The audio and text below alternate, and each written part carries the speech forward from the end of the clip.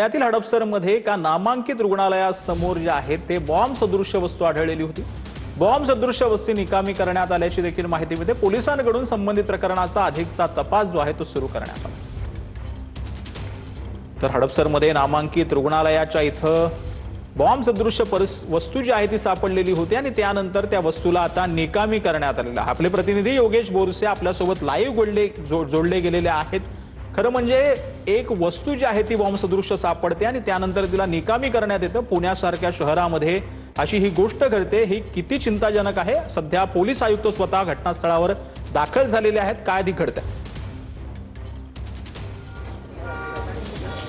Sachin, Pune police आयुक्त आता घटनास्थळी पोहोचलेले आहेत।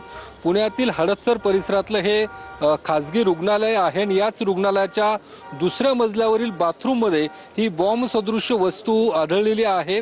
ज्यावेळी या हॉस्पिटलच्या कर्मचाऱ्यांना ही वस्तू निदर्शनास आली, त्यांनी तात्काळ पुणे पोलिसांशी संपर्क साधला आणि तात्काळ या ठिकाणी पुणे पोलिसांचं बॉम्ब शोधक आणि नाशक पथक हे दाखल झालं आणि त्यांनी ही वस्तू जी आहे ती याच परिसरातल्या मोकळ्या मैदानात घेऊन ही बॉम्ब सदृश्य वस्तू आता निकामी केलेली आहे। मात्र या परिसरात सध्या तरी भयभीत असं वातावरण आहे। इथली जी काही दुकानं आहेत ती देखील बंद करण्यात आलेली आहेत आणि पुणे पोलिसांचे जे काही पथक आहे ते देखील आता या रुग्णालयात दाखल झालेले आहेत। पुणे पोलीस आयुक्त त्यासोबतच इतर जे काही वरिष्ठ अधिकारी आहेत ते आता या रुग्णालयात पोहोचलेले आहेत। योगेश, या संपूर्ण माहितीसाठी धन्यवाद।